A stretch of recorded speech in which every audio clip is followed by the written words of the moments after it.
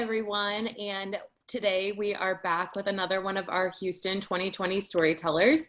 We are taking the time to get to know everyone and do some interviews because of going virtual. So we have Cecilia Chavez from Houston and Melissa Nolan, the Houston producer. So Cecilia, welcome and thanks for being here with us. Can you tell us a little bit about yourself?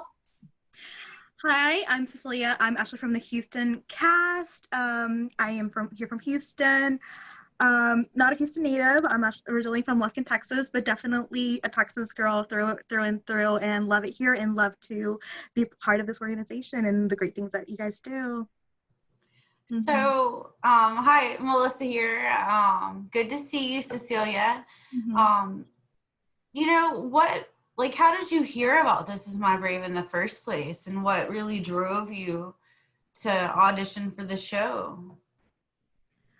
Well, the first thing was that I think, a really unique concept. The fact to actually make performances talking about mental health, which I hadn't seen before, and actually have a full show. And I heard about the audition process when I was training with another organization, doing some volunteer work with them, and somebody was with the audition. He's like, "Hey, you know what? Like, you should look into this. Auditions are next week." Like, and I went on YouTube, saw the videos, and I was like, "This is a really neat idea. I think this is really cool."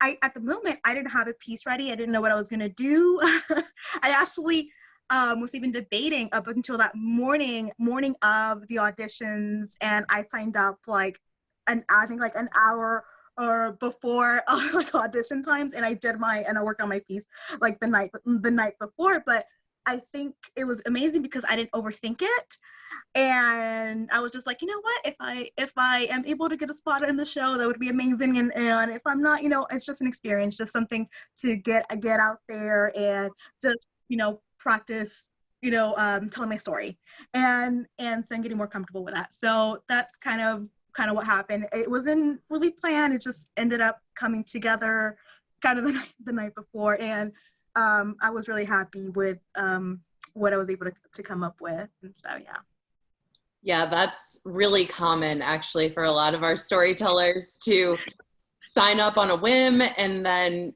some people, all they need to do is sign up, and that's enough for them. And then you have other people that will continue with the audition process and go through the process of the journey of the show, which is a really cool thing to be a part of. So with that being said, how did it feel when you were cast in the show, and how has it been interacting with your castmates and your production team, even in person and then virtually? Honestly, I think it's been really, really supportive. I think that's one of the things that I definitely have to say. Like, there is support like wherever you look, in your castmates, in you guys, like bringing all this together and the coordination of everything, and feeling that anytime we have questions, we can always reach out. Like, it was so amazing to hear other people's story also, which and being able to be present as they're working through them, and also they're having the same concerns that I'm having as we are working on presenting it and doing the rehearsal process. So I thought it was great. And also hearing that, hey, oh my gosh, you went through that through your mental health journey. I went through that too. And I think that is a big part, I think, of this, is just knowing that people can have some, might not be diagnosed the same, but have some of the same instances or concerns through finding what helps you or helps me, and so I think that's great. That's really cool. I love anytime we get together, so it's just such a treat. Speaking of, we talked about the show, being postponed, of course, this year. How has COVID, kind of affected you? How are your feelings on both the show not being till, you're gonna take the stage with us, I know it, in the future, but, not when you were told you would? And how are you doing? To me, it was a little heartbreaking because just whenever being on stage, you get to see the audience reaction and it being immediate, and not having that was a little heartbreaking. I mean, even though I was glad to share my story and the fact doing it the virtual, especially for me, one of the things that actually helped me get diagnosed was having to have some I was working on creating a profile during my job search on this online platform. And the thought of having to put my information out there, try to have things out there, made me really nervous. So now you're telling me that I have to put my face and do this if I'm now that to be part of the show, like this is what's changing. For me, I think it was scary, and it still kind of is, but I am willing to accept that challenge, and I think it is going to help me grow because it's something that I've been really afraid to do. And so yeah, and as far as like how my mental health's been affected with COVID, I had finally gotten myself a great way to handle my depression, which is my diagnosis. I was going out for walks, I was going to support groups, I was, going to counselor, and having all these things that I would do on a regular, and everything had to stop. It was hard, it was difficult, and I'm still, even now, still working on what other coping mechanism or what other things can I substitute, or how do I need to adjust them and mold them to fit how we are living now. And so yeah, it's still a process, still finding out what I'm comfortable with, which is going to make me still feel safe and be around people. And so yeah, it's been a journey that I'm still working on and getting better at, like, each day. Yeah, I hear you on that, Cecilia. It's, we become such creatures of habit when we're dealing with our mental health, and change can be so chaotic for us, and especially lack of resources or our stability in our schedules.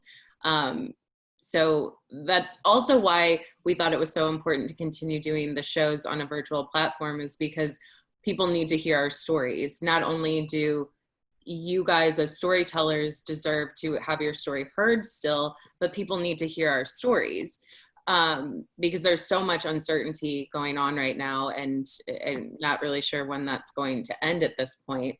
So what do you hope people take from your performance, and whether it's your performance yourself, like your essay, or your show, your Houston show as a whole? What do you hope audience members take away from your show? I think for me is that a lot of people are going through that, a lot through mental illness, and it's not being spoken. And so I just want people to be more aware of how prevalent it is, and that even if you don't see it, it's still there. People are still carrying this burden of how to deal with their mental illness. Sometimes even people dealing with other health issues on top of mental illness, and having to coordinate these two worlds to to be well.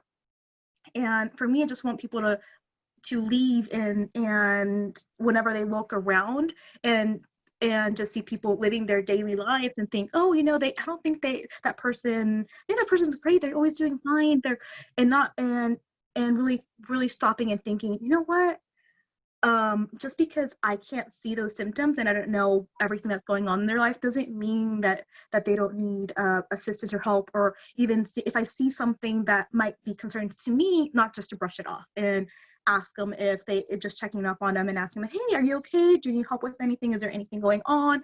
And being supportive of one another. And if mental illness does come, or somebody does end up getting diagnosed, like, also being a support for them, and being more open to be able to get those resources that are out there. Because I think something that happens is, if we don't talk about this mental illness, the resources that are out there are not going to be utilized as well. And I think that is just pivotal to the our overall wellness as a community. Very cool.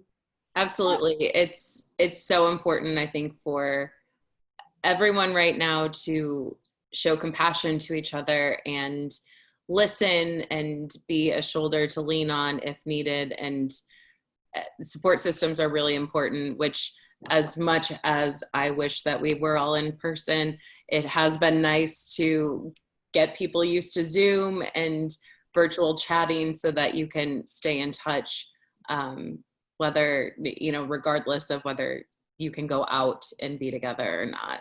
So have you found the virtual platforms to be helpful for you in staying connected to people? Yes. Especially like even seeing my parents. I live alone in Houston. I don't have any family members. And for like the safety of, my other family members, safety of friends, it's the only method where just to feel more connected, to feel like, hey, I can see you, I can see your smile, like because we don't have to wear all those masks. And I feel like a smile, being able to laugh with one another, being able to connect in that way, and being able to see that, oh, you're doing good, you're doing great. It's obviously not the same as face to face, but it's so much better than just a phone call. So I've definitely been utilizing it, even for like the rehearsal schedules that I've been doing. It's so nice to see people and just see their faces and be able to feel like there is some presence of each other and still feel supported in that way. And I think it does come in through doing Zoom. It does. So I'm grateful that we have this technology right now and that we can utilize it in this manner. Absolutely. Well, Cecilia, I want to thank you so much for giving us some of your time to talk about this crazy journey that is 2020. And I am so looking forward to hearing your piece and seeing your performance on Sunday, October 4th with the rest of the Houston cast. So thank you so much for being a part of this with us and for giving us your time today. Thank you guys. I enjoyed it so much.